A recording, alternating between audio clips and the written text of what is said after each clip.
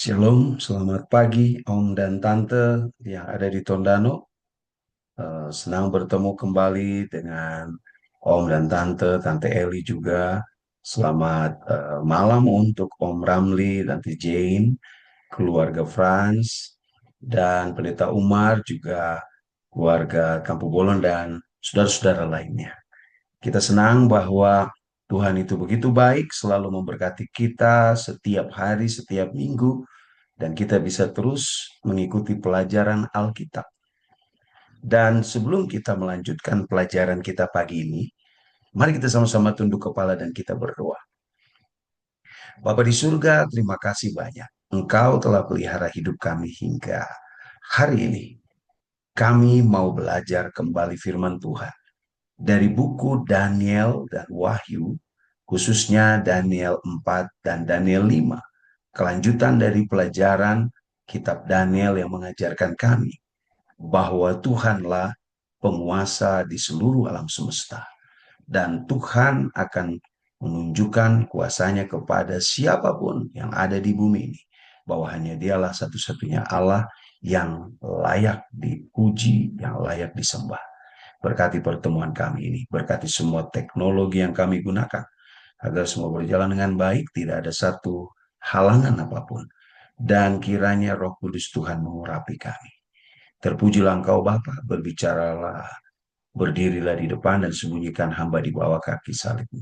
Agar apapun yang keluar dari mulut hamba itu hanya datang daripada-Mu. Di dalam nama Yesus kami berdoa. Amin. Baik, saudara, izinkan saya berbagi slide dengan Anda sekalian, sehingga pelajaran ini akan lebih mudah untuk dimengerti.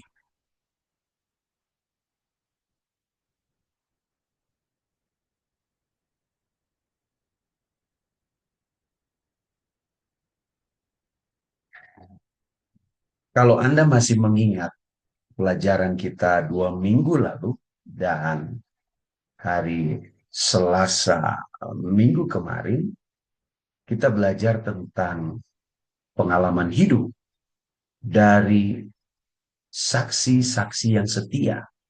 Di kitab Daniel 3 ada 3 saksi yang setia, yaitu Sadrak, Mesak, dan Abednego. Sedangkan di Daniel 6, saksi yang setia adalah Daniel.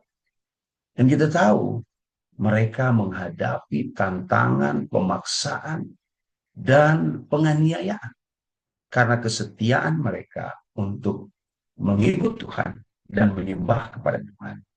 Di Daniel 3, Nebukadnezar memaksakan diri agar seluruh orang di Babel dan di seluruh dunia harus menyembah patung yang ia buat.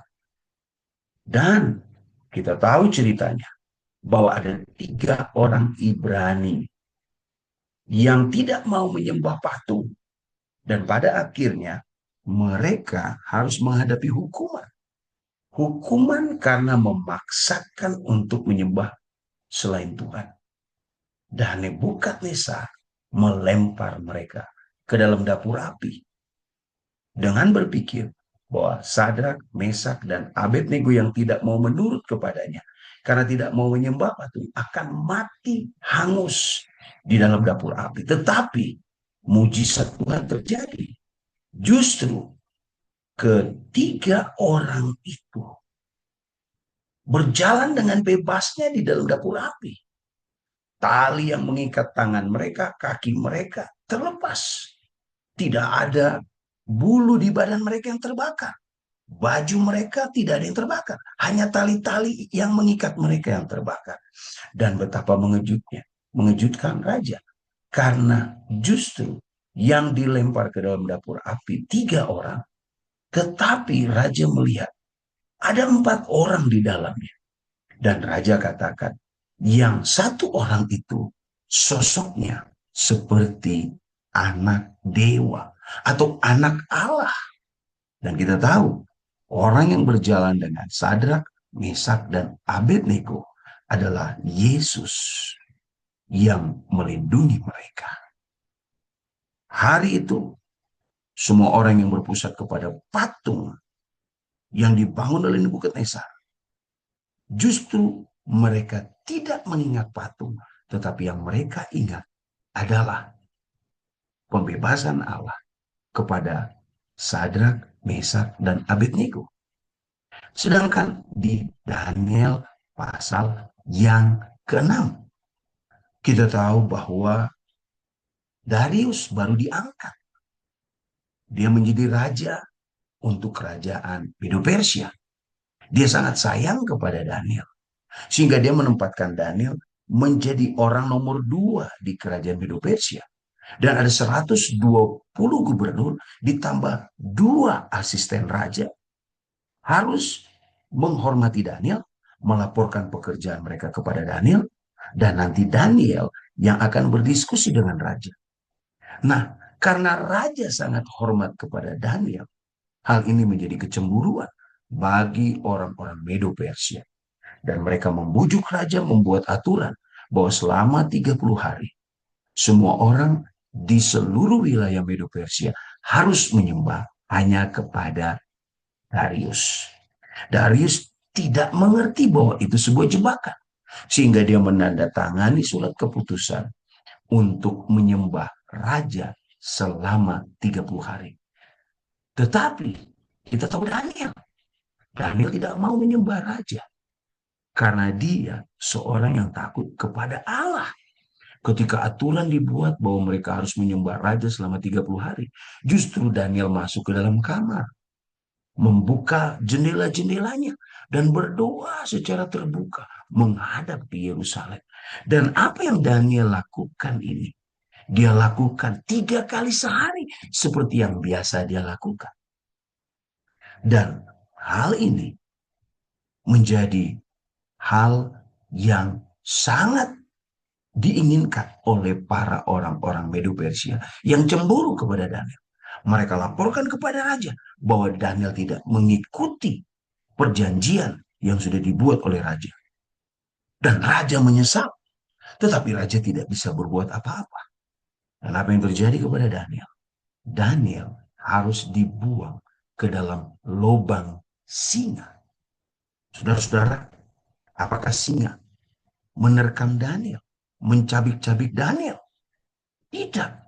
Alkitab mengatakan ketika Daniel dilempar ke dalam lubang singa, singa-singa itu tidak menjadikan Daniel sebagai makanan. Justru Daniel dalam lubang yang dingin mendapatkan kehangatan oleh karena Tuhan mengutus malaikatnya untuk mengatuk mulut-mulut singa itu. Dan apa yang terjadi? Raja di pagi hari pergi ke lubang singa dan berteriak, Daniel, apakah engkau masih hidup? Daniel berkata, Tuanku, aku masih hidup. Aku tidak bersalah kepadamu. Aku juga tidak bersalah kepada Tuhanku. Dan dia yang menutup mulut singa-singa. Lalu Raja Darius menyuruh orang mengangkat Daniel keluar dari lubang singa. Dan mereka yang menghasut raja untuk menyembah raja, yang membuat Daniel masuk dalam lubang singa, dibuang 122 orang bersama istri, bersama semua anak mereka. Dan mereka habis dimakan, diterkam, dicabik-cabik oleh singa-singa yang kelaparan itu. Cerita Daniel 3 dan cerita Daniel 4 mengajarkan kepada kita bahwa mereka yang memilih setia untuk hanya menyembah Allah akan menghadapi tantangan oleh para penguasa dunia yang mencoba membuat anak-anak Tuhan untuk hormat dan menyembah kepada diri mereka dan menyembah juga kepada dewa-dewa mereka. Namun mereka yang memilih untuk setia kepada Tuhan tidak akan pernah ditinggalkan Tuhan. Dan cerita ini berhubungan dengan pelajaran yang kita pelajari di kemudian hari tentang kitab Wahyu, di mana di Wahyu 12 akan terjadi pemaksaan kepada orang-orang di seluruh dunia untuk menyembah binatang dan patung yang dibuatnya. Nah, hari ini kita belajar lanjutan dari Daniel pasal 3. dan Daniel pasal 6, yaitu Daniel 4 dan Daniel pasal 5. Judul pelajaran hari ini saya berikan judul Dari Keangkuhan Menuju Kejatuhan. Cerita ini diambil dari dua orang raja yang sangat berkuasa di dunia. Yang satu Nebukadnezar, Raja Babel, dan yang satu Belsasar, Raja Babel juga, yang memiliki pola cerita yang sama. Kedua-duanya sombong, kedua-duanya didisiplin oleh Tuhan. Namun ada perbedaan di antara keduanya.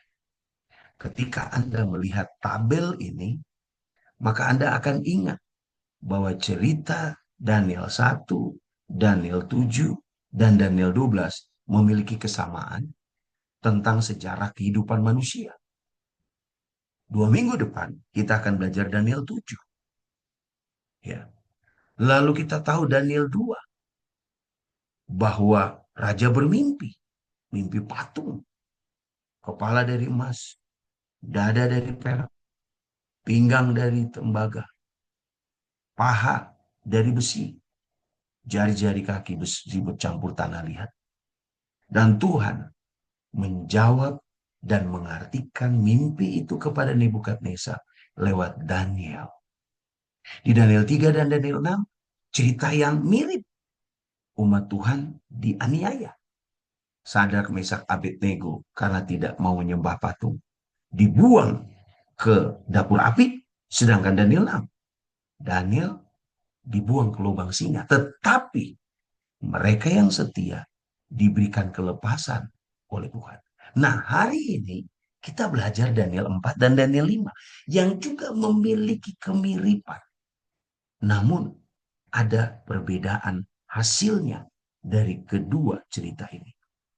Daniel 4 dan Daniel 5 menceritakan tentang dua orang raja hidup dari kerajaan yang sama, yaitu kerajaan Babel. Satu Nebukadnezar sang ayah, yang kedua adalah Belsasar. Sebenarnya itu anak, namun Alkitab menuliskan bahwa dia cucu. Tetapi secara garis keturunan, para teolog mengatakan sebenarnya itu Belsasar adalah anak dari Nebukadnezar. Dua-dua didisiplin oleh Tuhan. Dua-dua menghadapi hukuman dari Tuhan. Karena apa? Karena kesombongan. Dan mari kita lanjutkan cerita ini. Cerita Daniel 4 dan Daniel 5 adalah dua kisah yang menggetarkan hati. Karena ada dua raja besar yang sombong. Padahal mereka diberi kuasa tertinggi oleh Tuhan untuk jadi pemimpin di dunia ini. Nah, karena jabatan, karena kekuasaan, dua-duanya melakukan pelanggaran. Menjadi angkuh, menjadi pongah, menjadi sombong, dan pada akhirnya mereka mengalami kejatuhan yang sangat memalukan. Mari kita lihat selanjutnya. Saudara-saudara, di dalam Kamus Besar Bahasa Indonesia, arti kata angkuh atau sombong adalah menghargai diri secara berlebihan. Jadi, om dan tante dan saudara-saudara yang hadir, kalau orang yang menghargai diri berlebihan, lebih tinggi dari kenyataan dan fakta yang ada, maka orang itu dapat dikatakan orang angkuh, orang sombong. Dan itu banyak terjadi di atas dunia ini.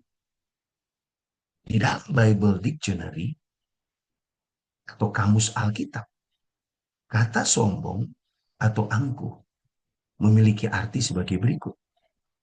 Sombong adalah perasaan di mana manusia menilai dirinya lebih dari kenyataannya. Kehendaknya sudah berlawanan dengan nalar yang mengharapkan sesuatu yang tidak wajar. Sehingga karena dia bangga dengan apa yang dimilikinya. Maka kamus Alkitab katakan orang itu menuju kepada dosa. Jadi dosa, orang yang sombong itu adalah dosa. Hati-hati saudara. Orang bisa sombong dalam beberapa hal. Sombong karena sesuatu yang dia miliki yang orang lain tidak miliki. Sombong karena ketampanan, kecantikan yang dia miliki. Sombong karena kesuksesan yang dia miliki. Ada juga orang sombong karena kepintaran yang dia miliki. Ada juga orang sombong karena dia merasa dia punya ide, dia punya saran lebih bagus dari orang lain. Dan hati-hati, itu adalah dosa. Nah, kesombongan menurut Alkitab adalah dosa yang sangat berat. Bahkan di kitab Amsal katakan, Tuhan membenci semua dosa. Tetapi dosa yang paling dibenci Tuhan adalah mata yang sombong. Lihat, dosa yang paling dibenci adalah mata yang sombong. Kenapa mata? Karena orang yang sombong seringkali terlihat dari cara ia melihat orang lain dan cara ia melihat diri. Dan Alkitab bilang kesombongan itu adalah dosa yang berat karena menghina, meremehkan, menentang kedaulatan serta kemuliaan Allah. Orang yang sombong, kenapa melakukan dosa yang berat? Karena tidak ada manusia yang dia dengarkan nasihatnya. Bahkan nasihat Tuhan pun dia tidak akan dengarkan. Karena dia merasa dialah yang paling benar dari semua orang. Nah, 1 tahun sebelum Nebukadnezar menurut Daniel 4 dihukum karena kesombongannya, Allah sudah memperingatkan dirinya. Kalau Anda baca di Daniel pasal 4, Allah sudah ingatkan dirinya agar dia hidup rendah hati. Dan Allah mengingatkan dia 1 tahun sebelumnya supaya jangan sombong. Dan Allah nasihati itu lewat mimpi. Tetapi kita tahu bahwa Nebukadnezar sudah diingatkan jangan sombong 1 tahun sebelumnya lewat mimpi. Tetapi Nebukadnezar setelah tepat 12 bulan, 360 hari, 1 tahun, tiba-tiba dia mulai menunjukkan kesombongannya. Dia lupa bahwa Tuhan sudah ingatkan dia lewat mimpi. Dia hidup tidak merendahkan hati, tetapi justru dia semakin angkuh. Apa kesombongan Nebukadnezar sehingga dia harus didisiplin Tuhan? Dia membanggakan pencapaian-pencapaian yang terjadi di kerajaan Babel. Alkitab bilang Daniel 4 ayat 30. Dia berkata, bukankah itu Babel yang besar? Yang dengan kekuatan kuasaku dan untuk kemuliaan kebesaranku telah kubangun. Dia lupa bahwa di Daniel 1 Tuhan sudah ingatkan dia bahwa ada Tuhan dari Daniel, Sadrak, Mesak, Abednego yang lebih sehat daripada orang-orang yang dia kasih makan makanan raja. Dia lupa di Daniel 2 ketika dia bermimpi, dia tidak tahu arti mimpinya. Tuhan pakai Daniel untuk memberitahu mimpinya dan bahkan artinya. Dia lupa di Daniel pasal 3 ketika dia bangun patung dari emas dan semua orang dia paksakan untuk menyembah patung. Ada 3 orang yang tidak mau menyembah. Bahkan dia lempar ke dapur api, orang-orang itu tidak mati. Dia sombong. Padahal Tuhan sudah ingatkan 1 tahun sebelum dia dihukum. Jangan sombong. Tetapi dia menjadi angkuh. Seolah-olah Babel ini besar, hebat, dan dia menjadi raja yang berkuasa di seluruh dunia. Karena kehebatannya. Saudara, kesombongan Nebukadnezar, dia menyandarkan kepercayaan pada kemampuannya dan bukan pada Allah. Hati-hati om dan tante, dan kita semua yang hadir pada pagi ini. Ketika seseorang hidup tidak rendah hati, hidup membanggakan apa yang dia miliki, apa yang dia lakukan, dan bukan membanggakan Tuhan, maka mereka tidak lagi menyandarkan mereka punya kehidupan kepada Tuhan, tetapi mengandalkan kehebatan diri. Dan Alkitab katakan, orang yang sombong akan jatuh. Dan itu terjadi kepada Nebukadnezar. Dari raja yang perkasa dan berkuasa, berkuasa di seluruh dunia. Bayangkan, seluruh dunia itu berada di dalam kekuasaannya. Tiba-tiba, ketika dia sombong, Alkitab bilang, dia didisiplin Tuhan menjadi sama seperti hewan. Saudara-saudara, Daniel 4, ketika Nebukadnezar berkata, bukankah ini Babel yang besar itu yang telah kubangun? Tiba-tiba hari itu juga hukuman Tuhan dinyatakan kepada dia. Padahal hukuman ini sebenarnya tidak terjadi kalau dia menurut. Karena 1 tahun lalu sudah diingatkan Daniel lewat mimpi. Tetapi dia tidak menurut. Apa hukuman dari Tuhan? Yang pertama, dia dihalau dari antara manusia. Dia tidak boleh lagi hidup dari antara manusia. Dia dianggap bukan manusia. Bayangkan, seorang yang hebat, luar biasa, dihormati, diasingkan dari manusia. Yang kedua, dia harus tinggal bersama binatang di padang. Anda boleh baca ceritanya di Daniel 4 ayat 25, ayat 32 sampai 33. Anda bisa buka. Dia harus tinggal dengan binatang. Yang ketiga, dia harus makan rumput seperti lembu. Dia raja, makanannya enak-enak. Tapi karena sombong, Tuhan ubah dia jadi hewan. Bahkan dia makan rumput seperti lembu. Tubuhnya basah oleh embun. Dia tidak tinggal di dalam kamar istana. Dia tidak tinggal di atas tempat tidur kalau malam. Dia tidur di padang dan dia kena hujan, kena panas, kena embun.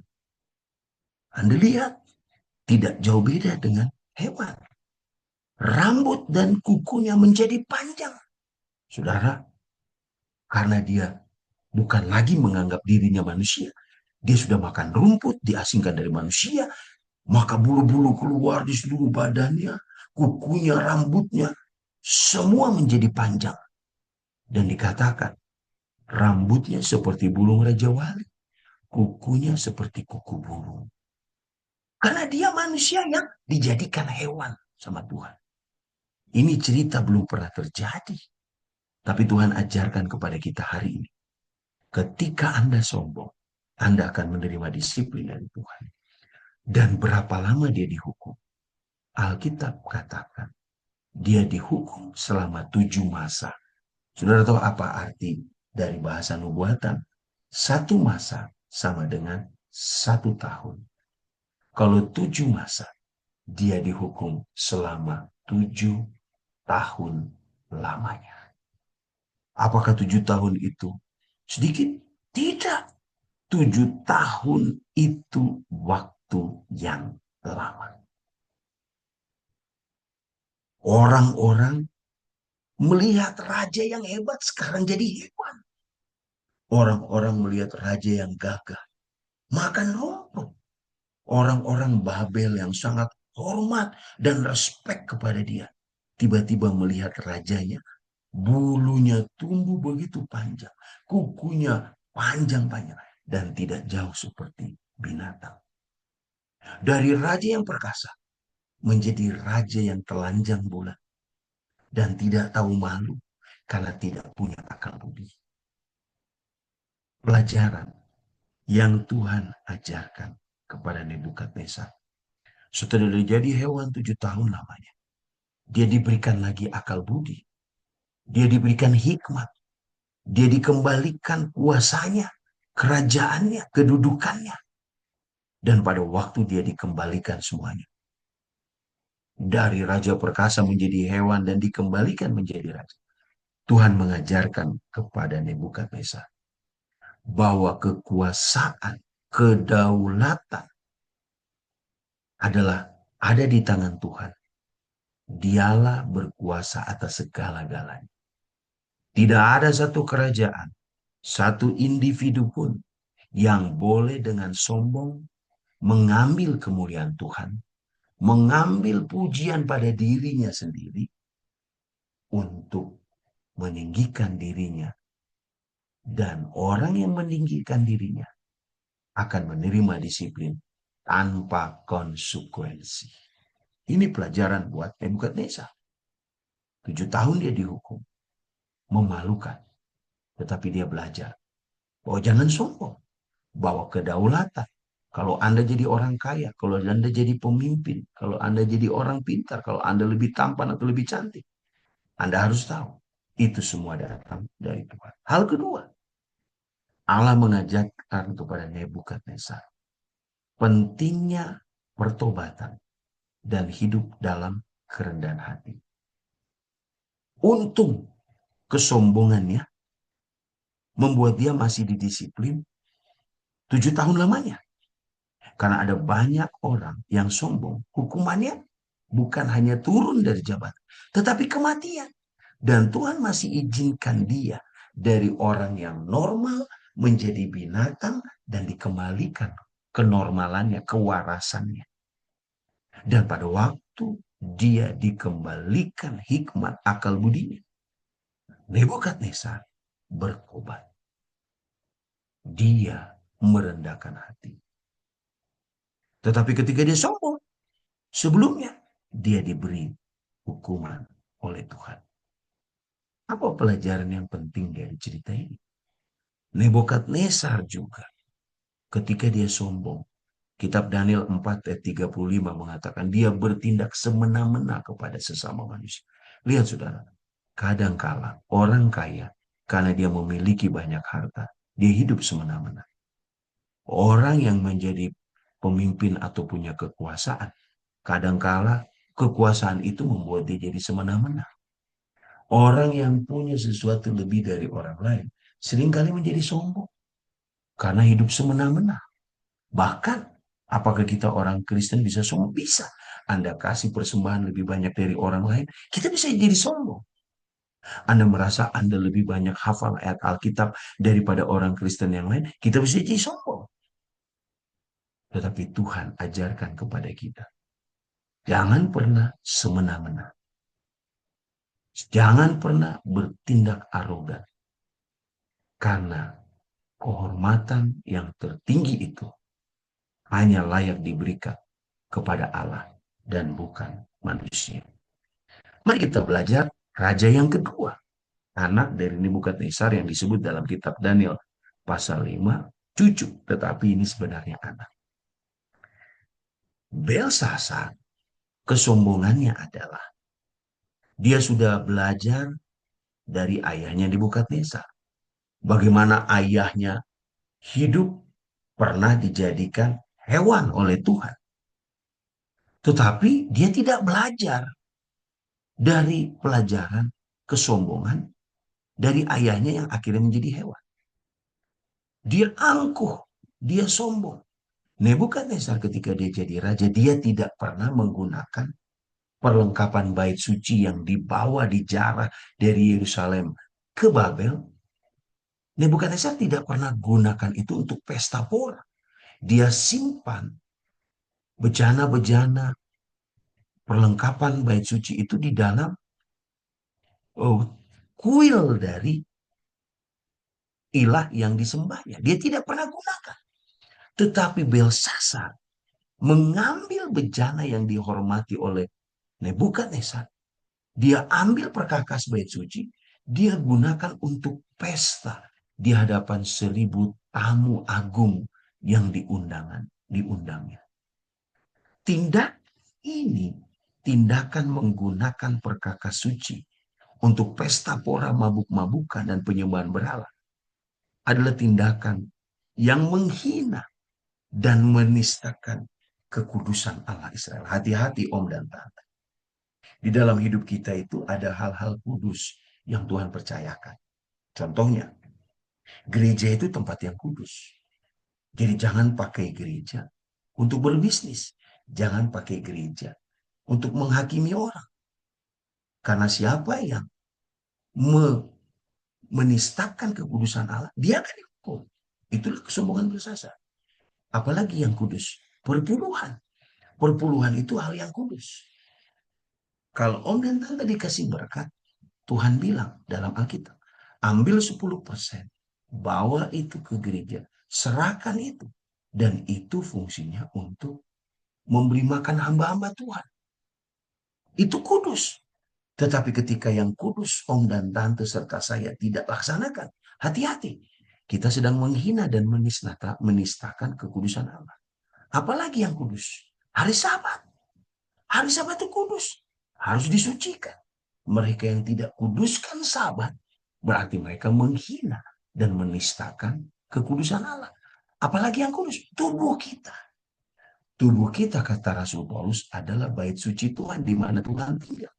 Ketika kita isi dalam tubuh kita hal-hal yang najis, hal-hal yang jahat, hal-hal yang haram, maka kita sedang menghina dan menistakan kekudusan Allah. Hati-hati, kita sudah berlaku seperti Belsasar.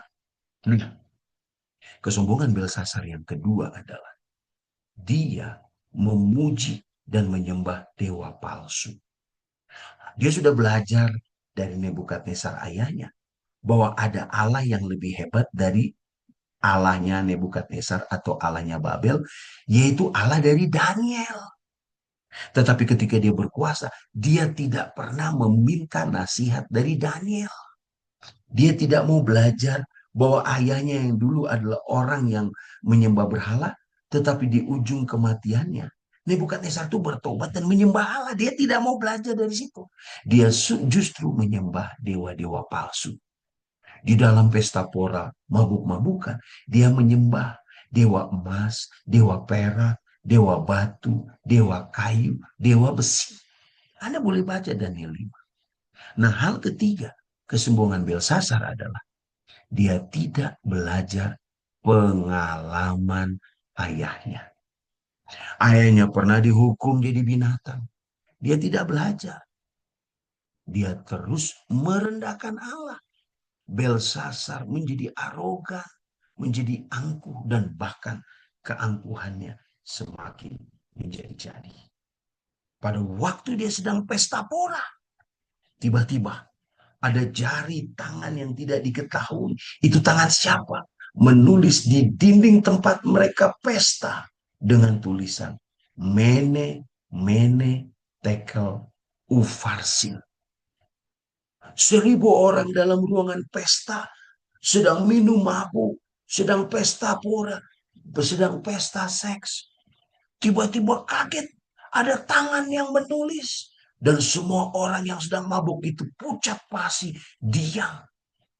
Dan mereka, tidak ada satupun yang bisa mengartikan dari arti mene-mene tekel ufarsin.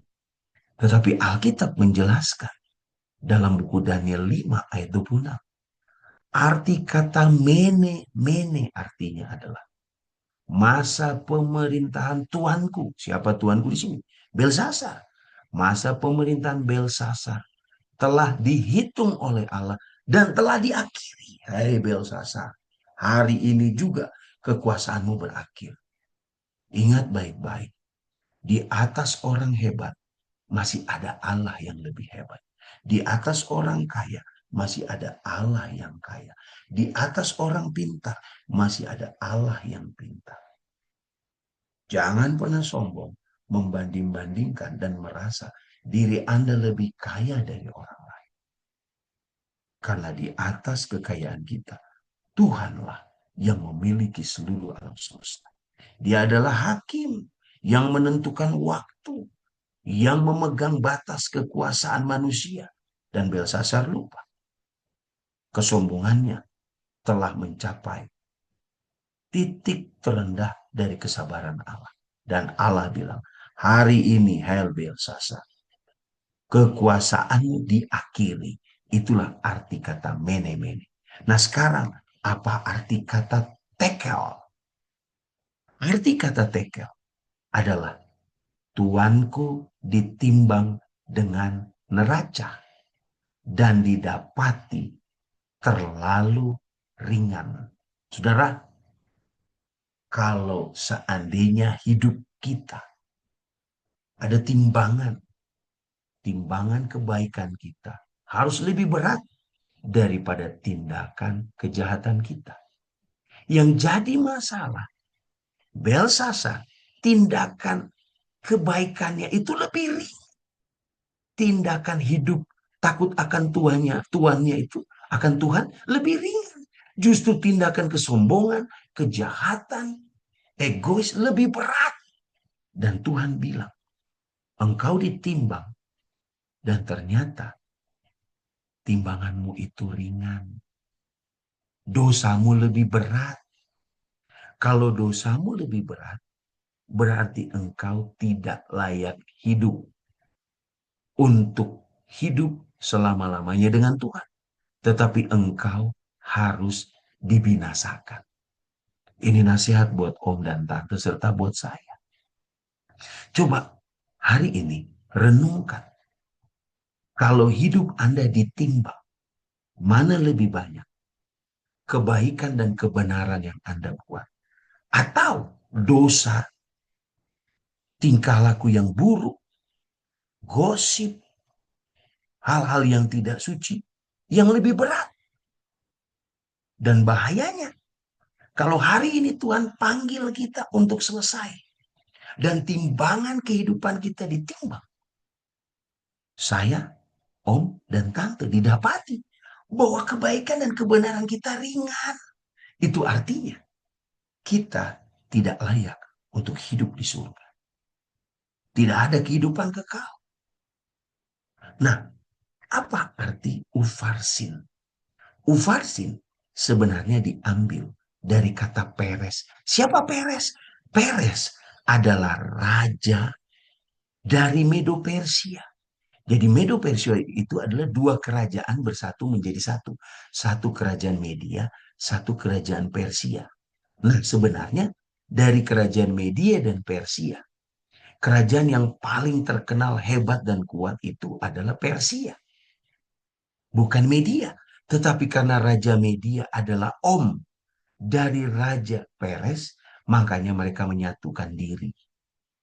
Nah, itu sebabnya siapakah om dari Peres itu? Om dari Peres itulah Darius yang kita pelajari di Daniel 6. Sehingga ketika Peres, sebenarnya Peres yang mengalahkan dari Babel. Tapi Peres karena keponakan, dia berikan izin kepada omnya, yaitu Darius, untuk menjadi raja. Itu makanya Daniel pasal 6. Darius sebagai omnya diizinkan oleh Peres berkuasa. Padahal yang berkuasa sesungguhnya yang paling kuat itu adalah Peres. Nebukadnezar punya anak bernama Belsasar. Ketika malam pesta dengan sombongnya menggunakan perlengkapan bait suci, tiba-tiba ada tulisan mene-mene tekel ufarsin. Arti ufarsin adalah kerajaan Babel telah dipecahkan. Artinya dipecahkan, telah dihancurkan, telah dikalahkan. Dan kerajaan Babel diberikan kepada Peres, kepada Medo Persia. Sudah lihat mene-mene tekel yang tertulis di dinding ketika Belsasar sedang pesta pora dengan 1.000 orang-orang bangsawan. Adalah tulisan tangan Allah yang artinya mene-mene tekel ufarsin.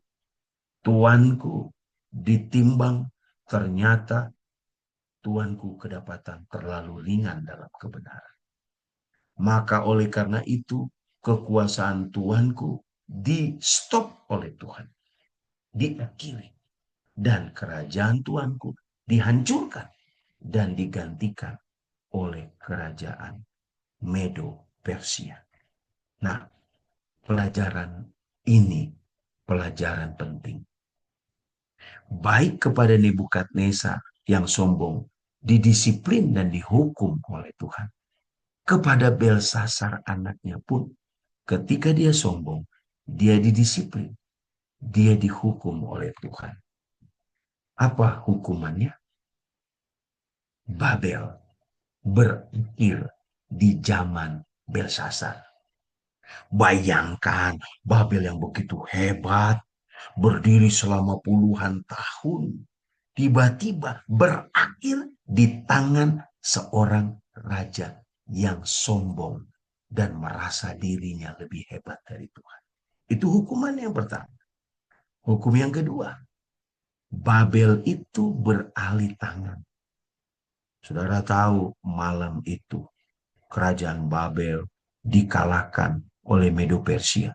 Ketika mereka sedang pesta pora, mereka lupa Babel yang dialiri oleh sungai Efrat. Sungai itu dialihkan ke tempat lain, jadi sungai itu kosong dan orang Medo Persia berjalan di dalam sungai itu, masuk lewat tembok yang lewat bawah tembok, kan temboknya tidak bisa ditembus. Kita sudah pelajari sebelumnya. Mereka lewat sungai masuk ke dalam terowongan, langsung masuk ke tempat pesta.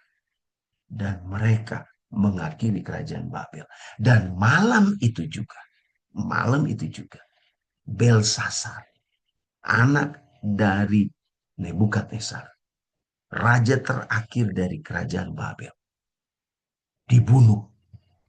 Maka dengan dibunuhnya Belsasar, maka kekuasaan dan kerajaan yang pernah ada dan disebut Babel itu di saat itu juga. Bayangkan kalau kita gambarkan Indonesia sedang berkuasa.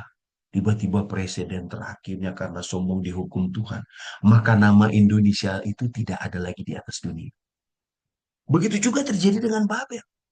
Nama Babel ketika Belsasar dibunuh, nama Babel tidak pernah ada lagi di dunia. Hukumannya bukan hanya kepada perorangan kepada Belsasar, tetapi dosa raja. Kalau dia berbuat salah, maka hukumannya kepada bangsanya. Kenapa? Tuhan mau mengajarkan lewat hukumannya kepada Belsasar. Kalau Anda menista Allah, kalau Anda dan saya sombong di hadapan Allah, maka Anda akan dihukum. Anda dan saya akan didisiplin oleh Tuhan. Pelajaran pentingnya Tuhan ajarkan lewat cerita Belsasar. Yang pertama, Tuhan mengajarkan kepada kita bahwa kesombongan manusia, terutama yang dengan sengaja, ingat, Belsasar itu dengan sengaja menghina kekudusan, menghina kedaulatan Tuhan. Maka orang yang sombong pasti akan berakhir dengan kehancuran. Hal kedua, pelajaran dari kisah Belsasar. Sejarah yang sudah ada sebagai pelajaran, cerita Nebukadnezar, harusnya dia belajar dari bapaknya. Yang mengenal Allahnya Daniel, yang pernah hidup menjadi hewan karena sombong, harusnya dia belajar. Tetapi dia tidak belajar. Dia tidak belajar rendah hati. Dia tidak belajar hormat kepada Tuhan. Tetapi dia terus membanggakan diri dan bahkan merendahkan Tuhan. Hati-hati om dan tante. Dulu, waktu kita lahir, kita bukan siapa-siapa. Tapi Tuhan izinkan kita bertumbuh menjadi orang dewasa dan sukses. Berhasil. Menjadi om dan tante yang mungkin memiliki segala-galanya. Tapi hati-hati. Kalau kita tidak belajar dari Alkitab, kalau kita tidak mau belajar dari pengalaman hidup orang-orang yang lalu, untuk hidup rendah hati, maka Tuhanlah yang akan menghukum kita. Hal ketiga pelajaran dari cerita Belsasar adalah akibat kesombongan. Orang yang sombong akan kehilangan berkat. Orang yang sombong akan hancur kerajaannya, akan hancur pekerjaannya, akan hancur rumah tangganya, akan hancur bisnis-bisnis hebat yang dia buat. Bahkan yang ketiga, orang yang sombong akan menghadapi kematian. Nah, Pada waktu kita pelajari dua raja, di Daniel 4, Nebukadnezar sombong, direndahkan menjadi hewan, dan diberikan kesempatan hidup dan bertobat. Di Daniel 5, Belsasar sombong, angkuh, merendahkan Tuhan yang berkuasa dan berdaulat. Tetapi Belsasar tidak diberikan kesempatan bertobat. Belsasar dihukum mati. Nah, pertanyaannya sebagai diri, mengapa Allah memberikan kesempatan hidup untuk Nebukadnezar, tetapi memberikan hukuman mati kepada Belsasar? Kok Allah tidak adil? Kok Allah pilih-pilih kasih? Kepada ayahnya, dia kasih kesempatan hidup dan bertobat. Tetapi kepada Belsasar, Allah kok tidak kasih kesempatan hidup? Nah, pertanyaannya, benarkah Allah berbeda? Benarkah Allah pilih kasih? Benarkah Allah tidak memberikan kesempatan kepada Belsasar? Coba kita lihat tabel berikut ini. Perbedaan sikap ketika Allah mendisiplin baik Nebukadnezar maupun Belsasar.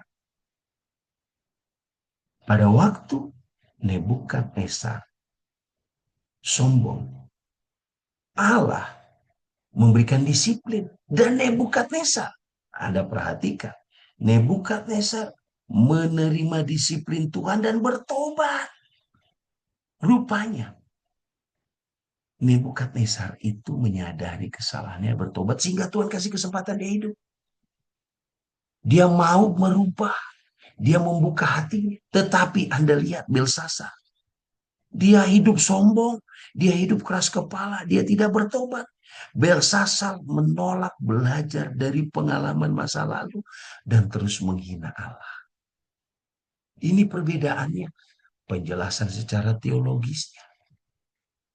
Kalau Nebukadnezar sombong, ditegur berubah. Tapi kalau Belsasar sombong, ditegur tidak berubah.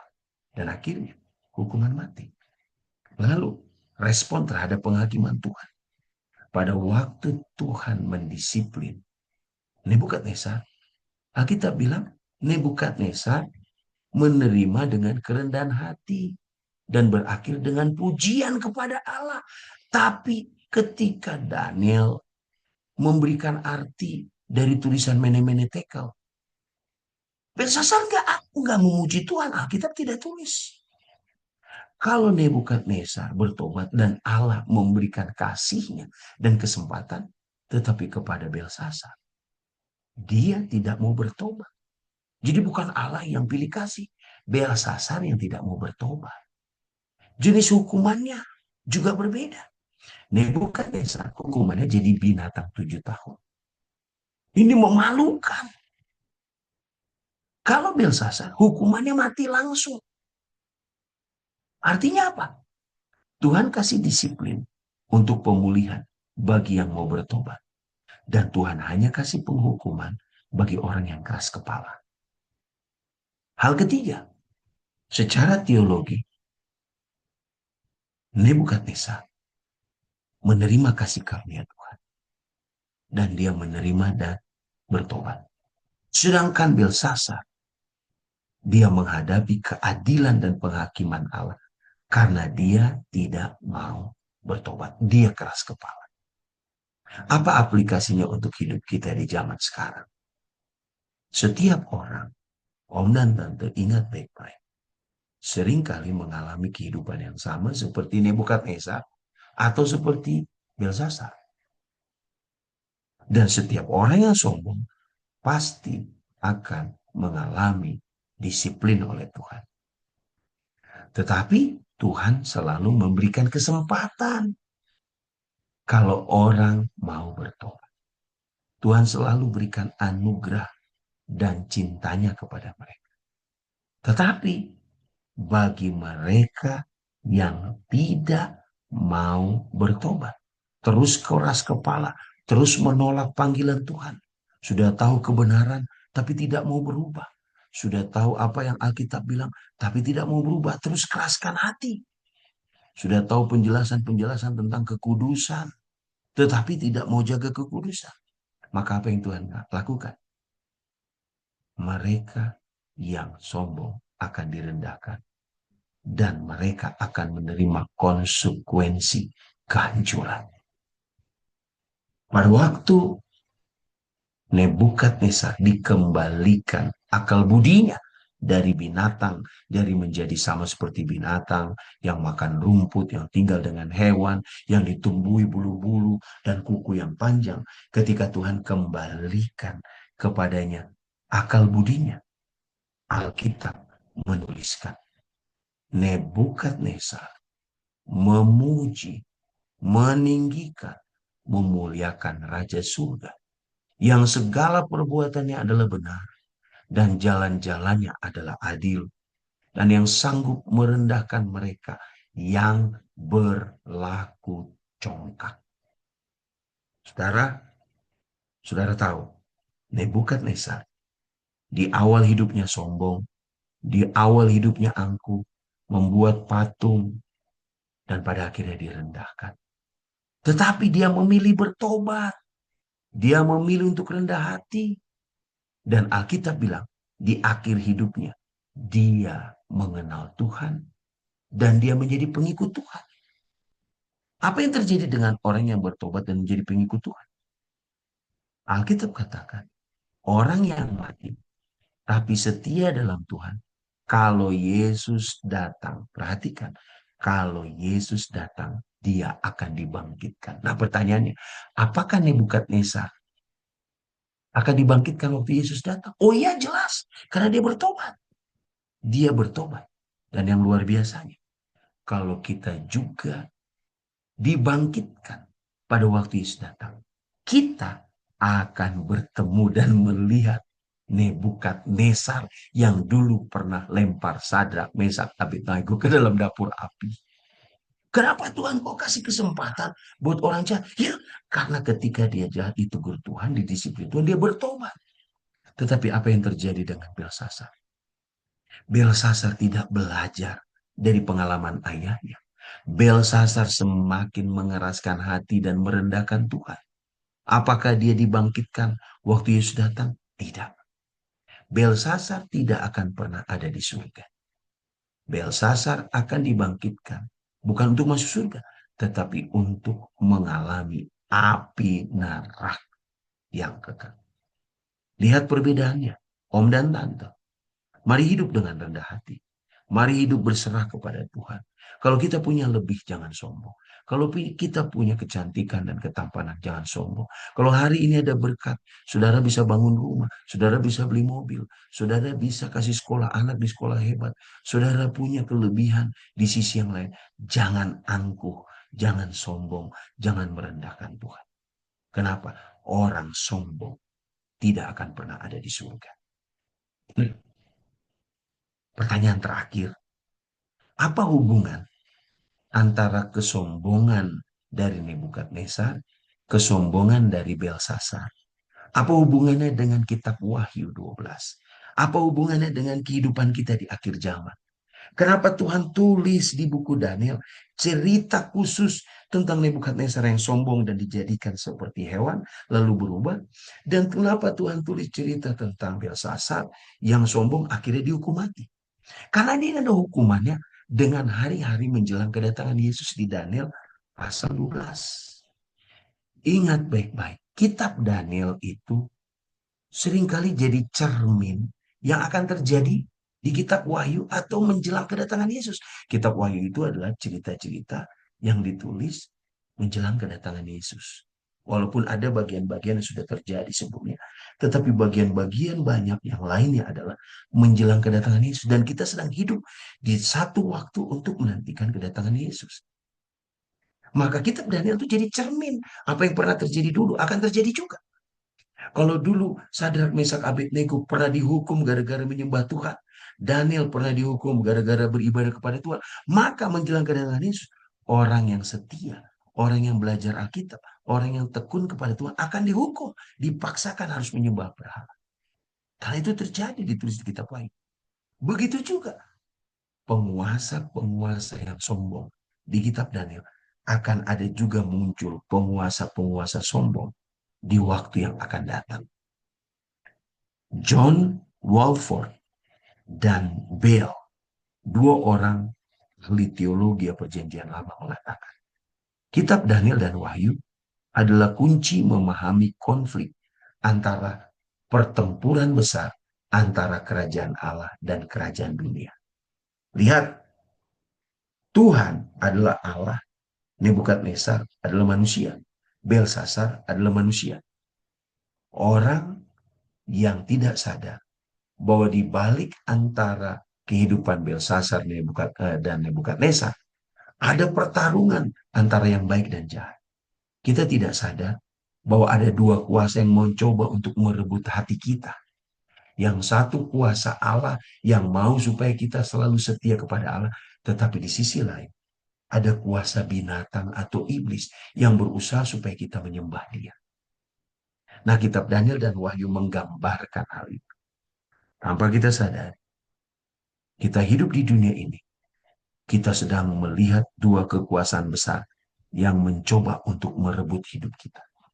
Kalau Anda berlaku arogan, maka Anda bisa didisiplin oleh Tuhan.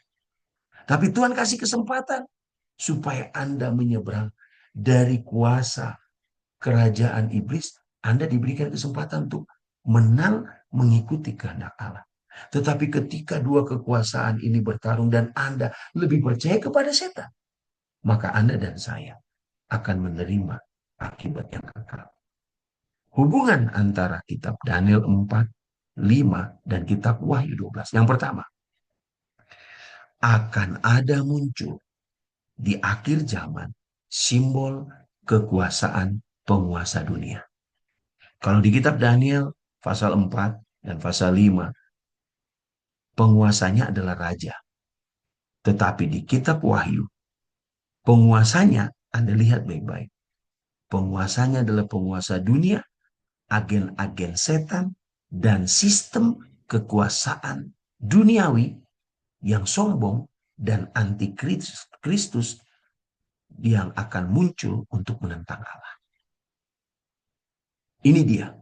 Maka di akhir zaman ada sistem yang akan dibuat oleh penguasa dunia supaya kita hidup melawan Tuhan. Bedanya Daniel 4:5 dan kitab Wahyu 12 adalah kesombongan yang terjadi di kitab Daniel akan juga ada kesombongan di dalam menjelang kedatangan Yesus. Dan kesombongan, orang yang sombong, raja yang sombong, ingat baik-baik, Raja Nebukadnezar sombong, dia bertindak semena-mena kepada orang-orang yang di bawah. Raja Belsasar, dia sombong, dia tidak pernah menggunakan Daniel, orang yang takut Tuhan. Dia biarkan Daniel terpisah daripada menjadikan Daniel sebagai penasehat. Orang yang sombong akan berkuasa di akhir zaman dan akan menganiaya umat Tuhan. Di dalam kitab Wahyu 12 akan terjadi penganiayaan. Penguasa akan menguasai dunia. Orang-orang takut Tuhan akan ditindas. Orang-orang yang takut Tuhan akan dianiaya. Tapi hati-hati. Kesombongan itu berarti menolak kedaulatan Allah. Dan kita tahu orang yang menolak kedaulatan Allah, akhir hidupnya sama seperti Belsasar. Hal ketiga, persamaan antara Daniel dan cerita Daniel 4:5 dan Wahyu 12. Hati-hati. Di Daniel 4 dan 5, orang sombong ada disiplin dan ada penghakiman. Di kitab Wahyu juga, para penguasa, agen-agen setan, ya, sistem-sistem yang mereka buat untuk membuat semua orang tunduk kepada mereka dan tidak menghormati Tuhan. Mereka juga akan menghadapi penghakiman dari Tuhan. Dan yang terakhir, Anda perhatikan di kitab Daniel 3, ada Yesus yang hadir ketika Sadrak, Mesak, dan Abednego dibuang ke dapur api. Daniel 6, ada malaikat yang disuruh tutup mulut singa-singa tidak boleh makan Daniel. Di zaman akhir, ketika umat-umat Tuhan dianiaya, ditindas, dibunuh, dikejar-kejar, ada Tuhan yang selalu bersama mereka.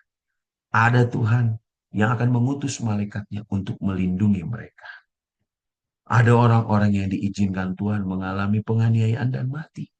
Tetapi ada orang-orang di akhir zaman yang akan hidup walaupun dikejar, walaupun dianiaya, mereka tidak akan bisa dibunuh oleh kuasa binatang, oleh kekuasaan dunia. Kesimpulan dari pelajaran Daniel 4 dan Daniel 5. Yang pertama, Allah berkuasa atas semua kerajaan manusia. Ingat itu. Allah berkuasa atas semua kerajaan manusia. Kisah Nebukadnezar, kisah Belsasar menegaskan bahwa Allah punya kedaulatan. Allah yang menentukan nasib manusia. Tidak ada kekuasaan manusia yang kebal dan di luar dari pengaturan Allah. Jadi jangan sombong. Kalau seorang pemimpin sombong, seorang presiden sombong, seorang penguasa sombong, hati-hati. Mereka akan berhadapan dengan kekuasaan dan kedaulatan Tuhan. Hal kedua, kesombongan manusia hanya membawa kehancuran dan hukuman dari Allah. Ingat baik-baik. Dua-dua terima disiplin. Dua-dua menyombongkan diri dan meremehkan Tuhan. Tapi untungnya yang satu bertobat dan diberikan pemulihan, dan yang satu tidak bertobat dan akhirnya mendapatkan hukuman mati. Jadi jangan sombong, karena kesombongan akan membawa kehancuran. Yang ketiga, Allah memberikan kesempatan kepada setiap orang yang hidup di dunia ini untuk bertobat, untuk tidak keras kepala. Kalau om dan tante sudah terima pelajaran demi pelajaran tiap minggu, maka kita harus menurut perintah Tuhan. Jangan kita keras kepala. Nebukadnezar, ketika dia menyadari kesombongannya, dia bertobat. Tuhan pulihkan. Hatinya membuka. Dan Tuhan jamah. Dan Tuhan kasih kesempatan dia. Bahkan nanti Yesus datang, dia akan dibangkitkan dan hidup bersama Yesus. Tetapi apa yang terjadi dengan orang yang diberikan kesempatan tapi tidak mau bertobat? Dia tetap keras kepala. Sama seperti Saul, sama seperti Yudas, sama seperti Belsasar. Orang-orang seperti itu akan mengalami hukuman dan penderitaan, bahkan kematian kekal. Bagian yang keempat, saudara-saudara, pengakuan kedaulatan Allah harus menjadi bagian utama dari hidup kita. Kalau kita punya sesuatu yang lebih, oh Tuhan, itu datang daripadamu. Ingat, pada waktu kita bilang Tuhan itu datang daripadamu, itu berarti kita mengakui kedaulatan Tuhan. Kalau kita dapat kesuksesan karena tender kita menang, karena kita punya kerja keras berhasil, jangan langsung sombong, ini karena kehebatan saya. Jangan. Saudara harus katakan, puji Tuhan, Engkaulah ya Tuhan yang memberikan kepada kami kesempatan untuk berhasil. Kalau Anda punya sesuatu yang lebih, jangan sombong. Bahkan kalau saudara masih bisa hidup hari ini sampai hari ini, itu juga jangan sombong. Itu semua yang Anda harus lakukan adalah mengakui bahwa semua yang Anda miliki itu datang dari Tuhan. Hidup di dunia ini, Anda harus sadar bahwa kita ada di sini. Kita masih bisa bernafas. Kita masih bisa lihat anak-anak, cucu-cucu, dan semua orang yang mengasihi kita. Bahkan kita bisa makan, kita bisa hidup oleh karena kedaulatan Allah. Bagian terakhir dari kesimpulan kita. Pelajaran penting untuk kita yang hidup di zaman akhir. Kita harus hidup rendah hati. Cerita Daniel 4 dan Daniel 5 mengajarkan kepada kita untuk jangan sombong. Ketika Anda diberikan kekuasaan, ketika Anda diberikan keberhasilan, ketika Anda diberikan kesuksesan, ketika Anda punya sesuatu yang lebih dari orang lain, tetaplah hidup rendah hati. Karena semua yang kita dapatkan itu berasal dari Tuhan.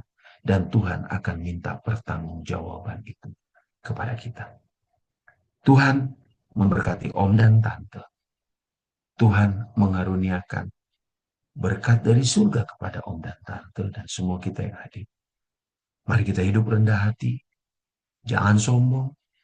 Dan ketika Tuhan disiplin, kita akui kesalahan kita. Kita menyesali dan kita meninggalkannya. Maka Tuhan akan berikan kuasa yang sama dan bahkan memberikan kehidupan kekal buat kita masing-masing. Saya bawa ini di dalam nama Tuhan Yesus. Semoga Tuhan memberkati kita semua. Mari kita sama-sama tunduk kepala dan kita berdoa. Bapa Surgawi, terima kasih banyak. Engkau memberikan kesempatan kepada kami untuk belajar firman Tuhan. Bahwa pelajaran dari Daniel 4 dan 5 mengajarkan ada dua raja yang sombong, didisiplin oleh Tuhan. Yang satu mengalami pertobatan, menyadari kesalahannya. Dan Tuhan berkati dia. Bahkan di dalam akhir hidup Nebukadnezar, dia memilih menjadi pengikut Yesus. Di sisi lain, ada seorang yang bernama Belsasar. Sombong, direndahkan dan disiplin oleh Tuhan. Namun dia tidak mau berubah. Dia tidak mau memuji Tuhan. Dia merasa bahwa hidupnya lebih hebat dari Tuhan. Dan pada akhirnya dia malah mengalami kematian. Bahkan dia akan mengalami kematian kekal. Tidak punya kesempatan dibangkitkan waktu Yesus datang. Tetapi hanya menunggu api neraka yang akan membinasakan. Kami berada dalam situasi yang bisa menjadi seperti Nebukadnezar atau bahkan bisa menjadi seperti Belsasar. Ampuni kami Tuhan yang seringkali sombong dengan apa yang kami miliki. Sombong dengan berkat-berkat lebih yang kami punya. Padahal harusnya kami sadar semua itu kami miliki karena Tuhan. Pagi ini Tuhan, ampunilah kami jika kami pernah sombong di hadapan. Sucikan dan tahirkanlah kami agar kami layak di hadapan. Tuhan, berkatilah Om dan Tante yang ada di Tondano. Berkati juga Om Ramli, Tante Jen, Om Frans, Om Tangku Bolon, Pendeta, Umat, dan yang lainnya. Jika kami pernah bersalah, maafkan kami, Tuhan. Berikan roh untuk rendah hati dan membiarkan Roh Kudus mengubah hidup kami. Hamba berdoa biarlah Tuhan memberkati rumah tangga mereka, anak cucu mereka, untuk selalu hidup bergantung dan setia kepada Tuhan. Tuhan, sebelum kami berpisah, izinkan hamba-Mu mengangkatkan tangan. Dan tangan-Mu yang tidak kelihatan itu, kiranya ada di atas kepala dari seluruh anak Tuhan. Saudaraku, Tuhan berjanji kepada kita semua yang setia. Jika kita mencari Tuhan dengan sepenuh hati, Dia akan mengangkat engkau di atas segala bangsa. Berkat-berkat ini akan datang dan akan menjadi bagian. Diberkatilah engkau di rumah, diberkatilah engkau di jalan, diberkatilah engkau dan dimanapun kau berada. Tuhan memberkati dapurmu, Tuhan memberkati tempat makananmu, Tuhan memberkati ternakmu, hasil kebunmu, dan semua pekerjaan yang engkau lakukan. Dia akan buka tingkap langit mencukupi kebutuhanmu setiap hari. Engkau akan memberikan pinjaman kepada banyak orang dan engkau sendiri tidak meminjam apa. Tuhan akan mengangkat engkau menjadi kepala dan bukan ekor. Dan engkau akan terus naik dan bukan turun. Engkau tidak perlu takut terhadap orang yang hendak berniat jahat kepada. Karena ia berjanji. Ia akan selalu mengawasi engkau. Dia akan berdiri di depanmu, di sampingmu, di belakangmu. Dan matanya akan selalu memperhatikan engkau siang dan malam.